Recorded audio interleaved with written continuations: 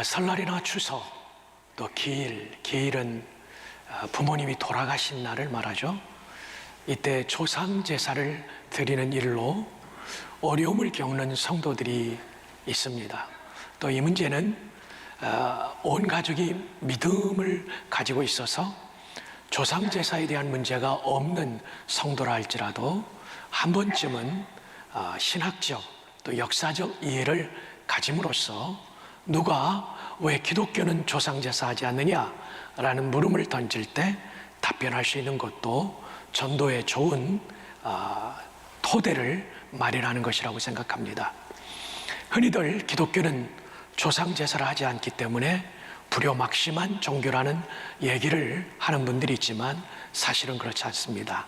첫 번째로 여러분이 상고하실 것은 기독교는 효도를 강조한다 하는 것입니다. 십계명의 구조는 1계명에서 4계명까지는 대신관계 계명, 하나님을 섬기는 계명이고요. 5계명부터 10계명까지는 대인관계의 계명, 타인과 내가 어떤 관계를 맺고 살아야 되는가 하는 계명인데, 대인관계의 계명의 1번이 부모를 공경하라. 기독교는 불효막심한 종교가 아니라 대인관계의 처음의 내용을 효도를 가르친, 대단히 효도를 강조한 종교다, 이렇게 이해하실 수 있습니다.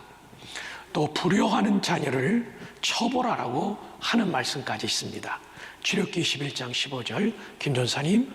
자기 아버지나 어머니를 치는 자는 반드시 죽일지니라. 네, 부모 때리는 사람 죽이라고 구약에 말합니다. 21장 17절. 자기 아버지나 어머니를 저주하는 자는 반드시 죽일지니라. 부모를 저주하는 자도 반드시 죽이라고 해요. 기독교가 무슨 불효막심한 종교입니까? 이런 높은 수준을 가지고 있다는 거죠. 잠언 20장 20절. 자기 아비나 어미를 저주하는 자는 그의 등불이 흑암 중에 꺼짐을 당하리라. 예, 아비나 어미 저주하면 인생 망하게 된다. 30장 10절 17절. 아비를 조롱하며 어미를 순종하기를 싫어하는 자의 눈은 골짜기의 까마귀에게 쪼이고 독수리 새끼에게 먹히리라. 네, 아비 조롱하고 어미 순종하기를 싫어하는 자는 이런 비참한 일을 당하게 될 것이라고 가르친 것이 성경입니다. 하나님의 뜻이 담긴 성경입니다. 누가 기독교를 불효막심한 종교라고 하겠습니까? 하나님이신 예수님도 육신을 입고 이 땅에 오셨을 때는 육신의 부모를 받들어 섬겼습니다. 누가복음 2장 51절. 예수께서 함께 내려가사 나사렛에 이르러 순종하여 받드시더라. 순종하여 받드시더라. 육신의 부모님을 공경했다는 것을 분명히 가르치고 있어요. 이렇게 기독교는 효도를 강조합니다. 그런데 왜 조상 제사는 하지 말라고 하는 걸까요? 왜 조상 제사는 하지 말라고 하는 걸까요? 유교의 가르침은 살아계실 때 효도를 다할 뿐만 아니라 돌아가셨을 때는 제사를 통해서 효도하는 것이라고 가르치는데 왜 기독교는 조상 제사는 안 된다고 말할까요? 두 번째, 돌아가신 부모님께서 제사상을 받지 못하기 때문입니다. 성경은 사람이 죽으면 구천을 떠도는 것이 아니라고 말합니다. 천국 아니면 지옥, 둘 중에 하나밖에는 가지 않는다고 말합니다. 자, 누가복음 23장 43절. 예수께서 이르시되 내가 진실로 내게 이르노니 오늘 내가 나와 함께 낙원에 있으리라 하시니라. 십자가상의 강도에게 하신 말씀이죠.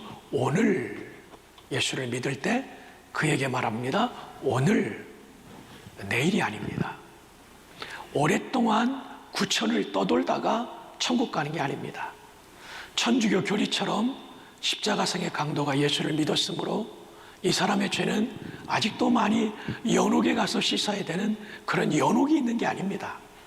천주교 연옥교리가 여기서 완전히 잘못된 것이 드러나죠. 오늘 너 같은 강도라 할지라도 십자가에서 대신 속죄를 이룬 나의 은혜로 말미암아 오늘 내가 나와 함께 낙원에 있으리라. 자, 낙원은 천국의 다른 표현입니다. 파라데이소스, 파라다이스라는 영어 단어가 이 헬라어에서 그리스 말에서 온 거죠. 천국을 말합니다. 웨스트민스터 신앙고백서 32장, 사람의 사후 상태와 죽은 자의 부활에 대해서, 이것은 여러분 스마트폰으로 찍어두세요. 이건 여러분이 꼭 알아야 될 내용입니다. 김 전사님, 이랑 읽어주세요. 사람의 몸은 사후에 흙으로 돌아가서 부패를 겪게 되지만 그 영혼은 불멸의 실제를 가지고 있기 때문에 죽거나 잠자지 않고 그 영혼을 주신 하나님께로 즉시 네, 돌아간다. 거기까지요. 몸은 흙으로 돌아갑니다. 그러나 영혼은 불멸입니다. 사라지지 않아요. 영혼은 죽지 않습니다. 영원히 삽니다. 또 잠자지도 않습니다. 죽은 사람을 잔다고 할 때는 몸이 흙 속에 들어가 있다는 뜻이에요. 부활 때 다시 그 몸을 일으켜 세워주시는 거죠. 살리시는 거죠. 영혼은 잠자는 거 아니에요. 그 영혼을 주신 하나님께로 그 영혼은 즉시 돌아가는, 구천을 떠도는 거 아니에요. 제사상 받으러 오는 거 아니에요. 그때 의인의 영혼은 거룩함으로 완전하게 돼요. 여러분, 죽는 순간 저나 여러분이나 앞서간 성도들의 영혼이 즉시 완전하게 됩니다. 거룩하게 됩니다. 우리는 목사인 저도 탐욕 있고 여러 가지 추한 것이 있죠. 여러분도 마찬가지 아닙니까? 근데 죽는 순간 우리 영혼은 완전히 거룩하게 될 줄 믿습니다. 거기서 그들은 빛과 영광 가운데서 하나님의 얼굴을 보고 몸의 완전한 구속을 기다린다. 구속을 오해할까봐 체포의 뜻의 구속이 아닌 구원의 뜻의 구속이라는 한자를 제가 써드렸어요. 영어로 redemption이죠. redemption. 완전한 구원을 기다려요. 뭐가요? 몸에. 흙으로 돌아간 부패한 몸이 예수님 재림하실 때 영광의 몸으로 부활할 줄 믿습니다. 자, 그 다음부터 읽어주세요. 그리고 악인의 영혼은 지옥에 던져진다. 거기서 그들은 고통과 암흑 속에서 지내며 그 큰 날 마지막 심판을 받도록 남겨져 있다. 네, 악인의 영혼도 죽자마자 지옥으로 던져지는 거예요. 우리는 천국으로 올라가고 분명히 플레이스라고 제가 말씀드렸죠. 볼코프의 조직신학을 인용하면서 분명한 공간의 존재예요. 승천하신 주님이 그 천국에 계시고, 그리고 저 지옥에 불신자들의 영혼이 있다는 것이죠. 마지막 심판날, 재림의 때 이루어질 그 심판날을 기다리는 거죠. 그리고 그들도 부활해서 전인격적인 지옥의 형벌을 예수님 재림 이후에 경험하게 됩니다. 자, 그 다음, 몸에서 분리된 영혼이 가게 되는 곳은 이 두 장소 이외에는 다른 어떤 곳도 성경은 인정하지 않는다. 성경은 인정하지 않아요. 구천을 떠돈다, 이거 동양사상이지 성경 아니에요. 천지를 주관하시고 이 역사를 주관하신 하나님, 그 하나님은 사람이 죽고 난 다음에는 천국 아니면 지옥밖에 갈 수 없다. 구천을 떠도는 것이 아니다. 믿으시면 아멘. 이것이 성경의 약속이죠. 구천을 떠도는 것이 아니므로 천국과 지옥에 가 있는 사람은 이 땅에 와서 조상제사를 받을 수 없기 때문에 우리가 조상제사를 할 수 없죠. 자, 그렇다면 누가 이 제사상을 받습니까? 세 번째, 조상제사를 악한 영이 받기 때문에 조상제사를 해서는 안 됩니다. 자, 고린도전서 10장 20절 한번 읽어주세요. 무릇 이방인이 제사하는 것은 귀신에게 하는 것이요. 예, 이방인의 제사는 구약 성경에 나오는 하나님께 드리는 제사를 제외한 모든 제사를 말하는 것입니다. 계속하십시오. 하나님께 제사하는 것이 아니니 나는 너희가 귀신과 교제하는 자가 되기를 원하지 아니하노라. 여러분, 이 제사 행위는 제사의 대상인 귀신과 교제하는 것입니다. 여러분, 우리는 지금 이 예배를 제사라고는 안 하죠. 왜냐하면 십자가에서 구약의 제사를 완성하셨기 때문에 예배라고 그러는데, 이 예배를 통하여 우리는 하나님과 교제하는 거죠. 이와 마찬가지로 조상 제사를 드리는 사람은 귀신과 교제하는 자가 된다는 거죠. 이 귀신이 누굴까요? 이 귀신은 타락한 천사들입니다. 그 대장은 사탄 또는 마귀라고 하고 부하들은 귀신들 또는 악한 영이라고 부르는 것입니다. 그렇다면 천주교는 어떨까요? 천주교는 처음에 동양의 조상제사를 우상숭배로 정리했었어요. 언제냐면 1715년 그리고 1742년 두 차례에 걸쳐서 교황 클레멘트 11세는 유교적 조상숭배는 성경의 교훈에 어긋나기 때문에 가톨릭 교회에서는 용납할 수 없다, 제사 금지령을 내렸어요. 그래서 말이죠, 조선의 천주교인들이 굉장히 많이 죽었어요. 아시는 대로 1791년 신해박해, 제사 안 드렸다고 가톨릭 신자 죽인 거예요. 1801년 신유박해, 1839년 기해박해, 1846년 병호박해, 1866년 병인박해. 이때 거의 80년 동안 천주교의 초기 한국의 천주교 교인들이 몇 명 죽었냐면요, 10,000명이 죽었어요. 10,000명이. 지금처럼 인구가 많던 때가 아닙니다. 그 옛날에 10,000명이 죽었어요. 네, 천주교가 조상제사를 받아들이는 변질의 과정을 거치게 됩니다. 이걸 좀 설명드립니다. 이만열 교수에 따르면 일본은 1918년에 이 대한민국에, 그때는 조선이라고 불렀죠, 남산에 신궁을 만들어요. 그래서 1918년부터 신사참배를 강요하기 시작했어요. 1918년에 그랬을 때 조선 천주교회는 1925년에 신사참배하면 이단이다 그랬어요. 신사참배 안 했죠. 그런데 1930년대에 어떤 일이 국제정치에서 벌어지냐면 일본과 이탈리아, 독일이 삼국 동맹을 맺어요. 그래서 미국과 프랑스, 영국 등과 싸우게 되죠. 그래서 일본은 이탈리아하고 굉장히 밀착이 되면서 조선과 일본에 있는 천주교인들이 신사참배를 하지 않기 때문에 교황청을 통해서 압력을 넣기 시작합니다. 그래서 이걸 교황청이 받아들이죠.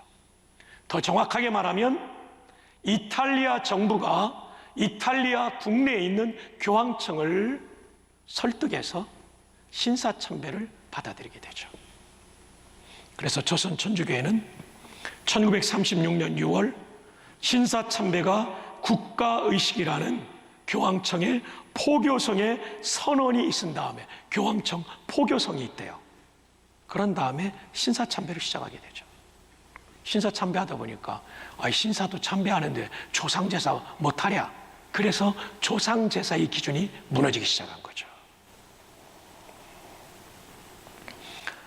로마 가톨릭 교회는 1935년 교황 파이우스 11세가 공자의 존경의식을 허용하고 1936년에 일본 신사참배 수용하고, 그리고 39년 12월 18일 로마 교황 파이우스 12세, 가톨릭 사람들은 비오라고 그러죠, 교서를 내렸는데 이런 교서를 내립니다. 현대에 와서는 과거의 전통적인 습관의 의미가 많이 바뀌어졌기 때문에 유교에서 조상 숭배하는 것은 하나의 시민의식일 뿐 종교적인 의식은 아니다 라는 변질로 치닫게 됩니다. 교황 파이우스 12세가 이렇게 변질된 결정을 하게 된 이유는 뭘까요? 조금 전에 말씀드린 삼국 동맹과 관련되어 있어요. 독일의 히틀러와 이탈리아의 독재자 무솔리니와 일본의 수상 도조가 삼국 동맹을 맺게 됩니다. 그 무렵 이탈리아의 무솔리니는 교황청과 라테란 조약을 맺습니다. 라테란 성당이 있어요. 마르틴 루터가 그 수십 개의 계단을 무릎으로 기어 올라가면서 인간의 공로로 구원받을 수 없다는 걸 깨닫고 예수님의 십자가의 도로 돌아오게 되는 것이 로마 성지순례 때 라테란 성당의 계단을 무릎으로 올라가다가 그는 이것으로 구원받는 게 아니라는 걸 깨닫죠. 그리고 독일로 돌아와서 흑탑에서 하나님의 말씀을 읽다가 오직 의인은 믿음으로 구원받는다는 것을 깨닫게 되는데, 그 출발이 라테란 성당이에요. 이 라테란 성당에서 무솔리니와 교황의 조약이 맺어져요. 그 조약의 내용은 뭐냐면 1929년에 맺어진 조약인데요. 무솔리니와 교황 파이우스 11세가 맺은 이 조약의 내용은 교황청을 하나의 독립국가로 인정하는 겁니다. 그래서 외교적으로 교황은 한 나라의 통수권자로 인정을 받고 여러 나라의 대사를 파송할 수 있게 된 거죠. 이게 1929년 라테란 조약. 무슨 조약이라고요? 라테란 조약. 이거 기말고사에 나옵니다. 라테란 조약으로 독립국의 지위를 인정받는데 영토는 정말 작아요. 0.44 제곱킬로미터. 0.44 제곱킬로미터의 영토. 이 바티칸이라는 지역만 통치하는 통수권자가 되는 거죠. 그리고 로마 카톨릭이 이탈리아의 국교로 인정되는 조약이 바로 무슨 조약이라고요? 라테란 조약이라는 거죠. 이때 일본의 요청을 받은 무솔리니가 라테란 조약을 맺은 것을 근거로 지렛대로 이용해서 신사참배를 시민의식으로 인정해달라는 요청을 했고 교황 파이우스 11세가 그것을 받아들이게 되죠. 그러니까 여러분, 우리 개신교는 신사참배 반대로 주기철 목사님, 박관준 장로님 순교했지만 천주교는 신사참배로 순교한 사람이 없었던 거예요. 1939년 교황의 교수로 말미암아 완전히 바뀌게 된 거죠. 이것으로 지난 80여 년 동안 한국에서 조상제사 반대를 위해 순교했던 1만여 명의 천주교 신자들의 희생은 헛된 죽음이 되어버렸습니다. 그리고 1940년에 이르러서 조상제사에 대해 포용적 자세를 취하게 되었습니다. 죽은 자 앞에서 절하게 됐고 묘지에 가서 절해도 되고 촛불을 밝히고 향을 피우게 했어요. 이것은 유교에서 혼을, 영을 불러오는 의식이거든요. 이걸 천주교는 허용했던 거죠. 그리고 1962년에서 65년까지 있었던 제2차 바티칸 공예라는 신학회의에서 제사를 완전히 인정하게 됩니다. 그러니까 우리가 천주교가 왜 안 하는지를 알아야 되고 이것은 옳지 못한 십계명을 범한 결정이었다는 것도 알아야 됩니다. 그렇지만 우리 이 땅에 왔던 선교사님들은 대부분이 아주 보수적인 선교사님들이었어요. 자유주의 신앙을 믿는 사람들이 아니었어요. 그래서 그분들이 조상제사를 반대한 이유가 나옵니다. 자, 첫째, 우리 전사님 읽어주세요. 첫째, 조상 숭배가 죽은 조상의 홀령에게 드리는 종교적 제사라고 판단했기 때문이었다.